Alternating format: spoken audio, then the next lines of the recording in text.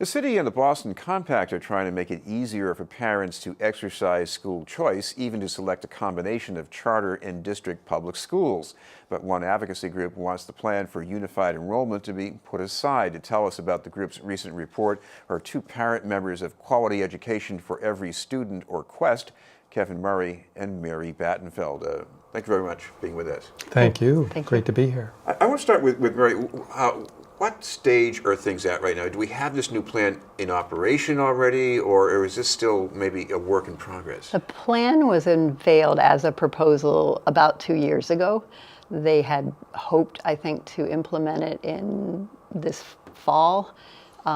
Delays primarily caused by question 2 and the uncertainty over that, and the charter ballot initiative, I think, have put it on a back burner. But Quest is concerned that it hasn't gone away, that it's a bad plan that will have inequitable results, and that it will come back again, possibly right after the mayoral election. Kevin, it's hard to dispute the basic premise behind this, because if you make it easier for more families to pick more schools without having to handle separate applications to some of these individual schools, isn't that a step forward at least? It is hard to dispute that premise, but we do dispute it. I think, on the surface, yes, as it stands now, if you want to apply to charter schools, you have to make a number of different applications. The BPS is a separate application process. And there's an argument, or people make an argument, that if you put all these into the same application process, that would be easier.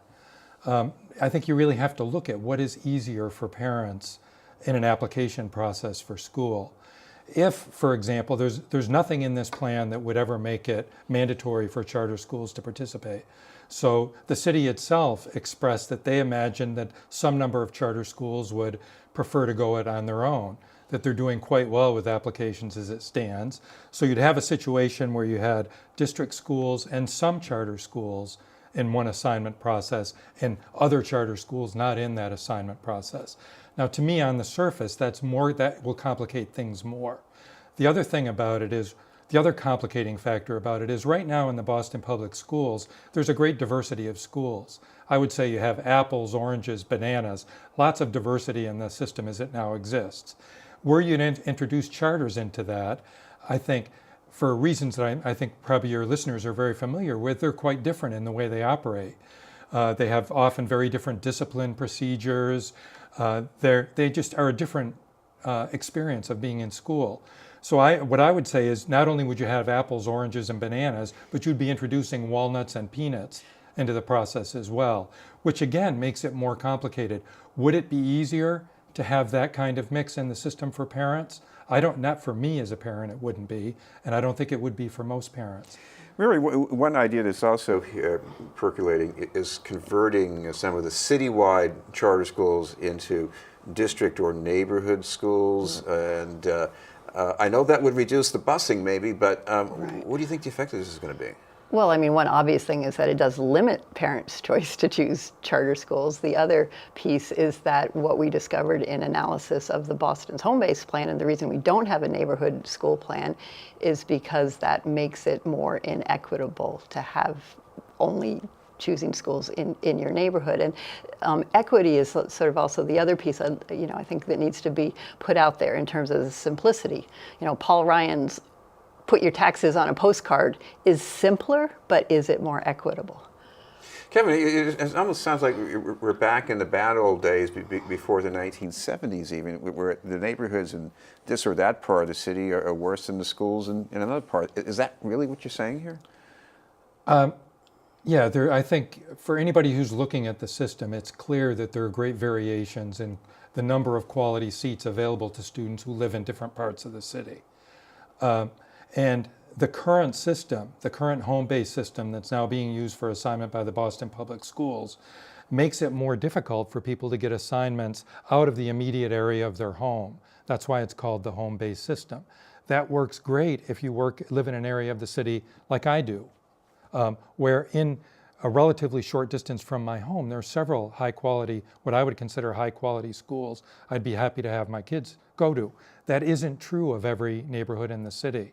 So to the extent that this system limits students in certain areas access to quality options, then it's an inequitable system. I wouldn't say we're going back to the bad old days of the early 1970s. There are some great schools in some other, some parts of the city that you might think that they wouldn't be found in. Absolutely, absolutely. I don't think you can make, that's why I'm avoiding making any strong generalizations and naming neighborhoods, because quality in the system doesn't exist. It isn't determined by neighborhood or geography, but that has a strong influence on it. This is BNN News. We're talking with Mary Battenfeld and Kevin Murray from Quality Education for Every Student.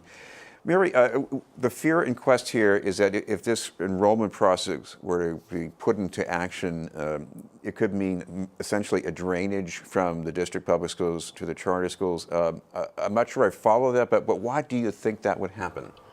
Well, to go back to the previous question about quality schools, if quality schools are measured by test scores, and if charters take fewer special needs students, fewer English language learner students, which we know they do, then they get better test scores, they appear to be more quality, they might be more likely to be chosen.